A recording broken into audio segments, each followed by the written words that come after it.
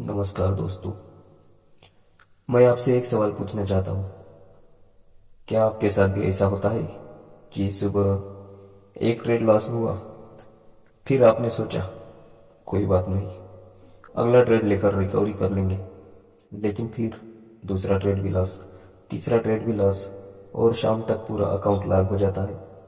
और फिर मन में एक ही बात आती है, आज मार्केट से बदला लेकर ही रहूँगा।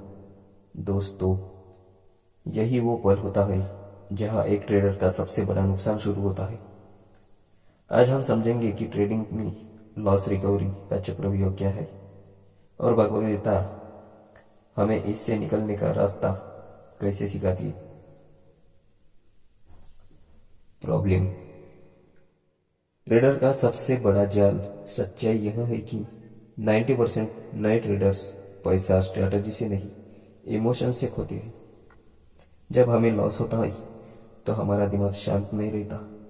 हम सोचते हैं अभी रिकवरी करनी है, अभी पैसा वापस लेना है, अभी मार्केट को दिखाना है, और यही से शुरू होता है revenge trading.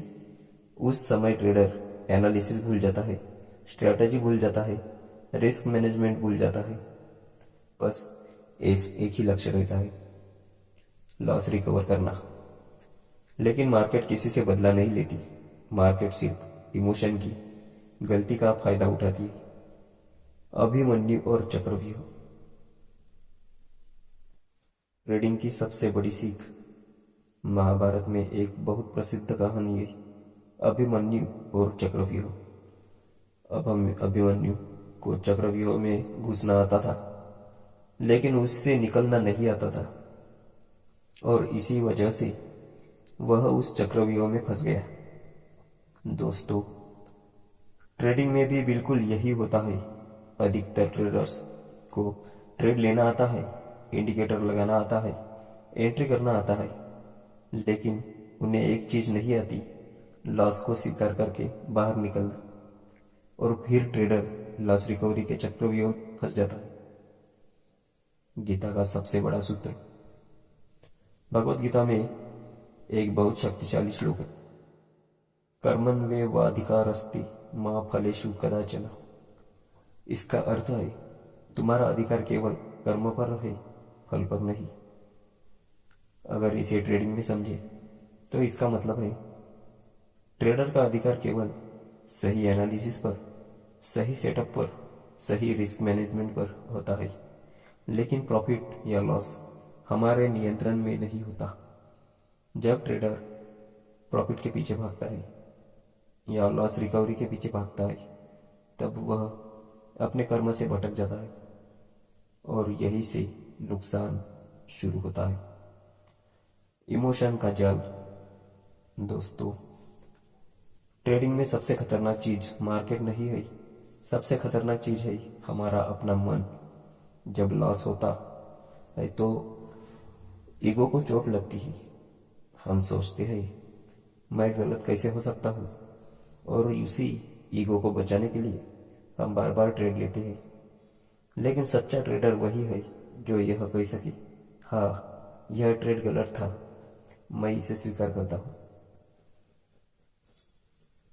Actionable steps. Trader को क्या करना चाहिए?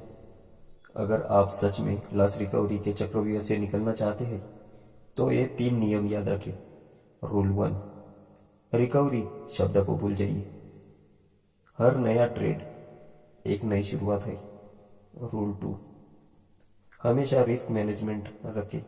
प्रोफेशनल ट्रेडर एक ट्रेड में 1 से 2% से ज़्यादा रिस्क नहीं लेते। रूल 3, अगर लगातार 2-3 लॉस हो जाए तो स्क्रीन बंद कर दीजिए। सबसे बड़ा प्रॉफिट कभी कभी ट्रेडिंग ना करना भी होता है। दोस्तों, ट्रेडिंग सिर्फ चार्ट का खेल नहीं,